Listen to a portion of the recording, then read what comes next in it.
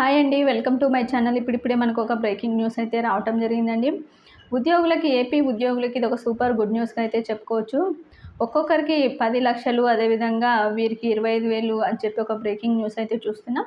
పూర్తి వివరాలైతే వీడియోలో తెలుసుకుందాం. మీరైతే వీడియోని ఎక్కడ కూడా స్కిప్ చేయకుండా ఎండ్ వరకు అయితే చూసేయండి. వీడియో నచ్చినట్లయితే తప్పకుండా లైక్ చేయండి, షేర్ చేయండి. ముఖ్యంగా ఏపీఎస్ఆర్టీసీ ఉద్యోగులకి సంబంధించిన ప్రభుత్వం కీలక నిర్ణయం అయితే తీసుకుందండి.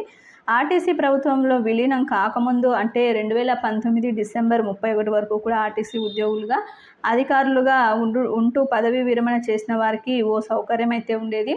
ఒకవేళ వారిలో ఎవరైనా చనిపోతే వారి కుటుంబ సభ్యులకు అంత్యక్రియ ఖర్చులకు ఇచ్చేవారు. అయితే ఈ యొక్క అంత్యక్రియ ఖర్చులని ఇప్పుడు 15,000 నుంచి 25,000కు పెంచుతూ ప్రభుత్వం నిర్ణయం తీసుకుంది.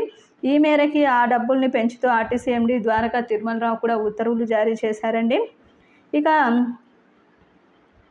ఇక తాజా ఈ నిర్ణయం 2022 జనవరి 1 నుంచి మరణించిన ఉద్యోగులకి వర్తిస్తుందని ఉత్తర్వుల్లో స్పష్టం చేశారు.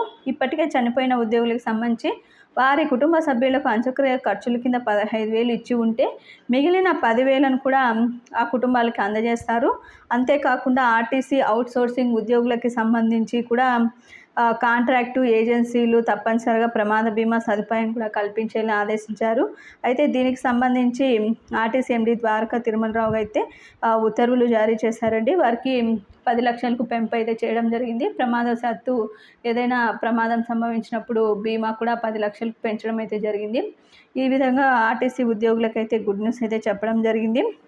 ఇక అవుట్సోర్సింగ్ ఒక్కో ఉద్యోగికి 10,00,000 తక్కువ కాకుండా ప్రమాద బీమా ఖచ్చితంగా కల్పించాలని ఉత్తర్వుల్లో స్పష్టం చేశారు.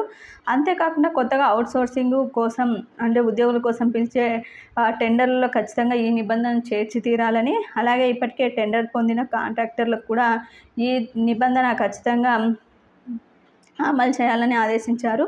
మరోవైపు ఆర్టీసీలో పనిచేస్తున్న 7,300 మంది అవుట్సోర్సింగ్ ఉద్యోగులకు సంబంధించి కాంట్రాక్టు విధానం రద్దు చేయాలనే డిమాండ్ వినిపిస్తుంది. ఆర్టీసీ యాజమాన్యం నేరుగా జీతాలు ఇచ్చేలా చూడాలని చెప్పి ఆర్టీసీ అవుట్సోర్సింగ్ ఉద్యోగుల సంఘం అయితే కోరుతుంది. దీనికి కూడా ద్వారకా తిరుమలరావు గారు సానుకూలంగా అయితే స్పందించారు. ఈ విధంగా ఆర్టీసీ ఉద్యోగులకు ఎట్టకేలకి సూపర్ గుడ్ న్యూస్ అయితే వచ్చిందండి. ఇది ఇప్పటి వరకు ఉన్నటువంటి లేటెస్ట్ అప్డేట్. మీకు వీడియో నచ్చినట్లయితే తప్పకుండా లైక్ చేయండి, షేర్ చేయండి. Thank you for watching.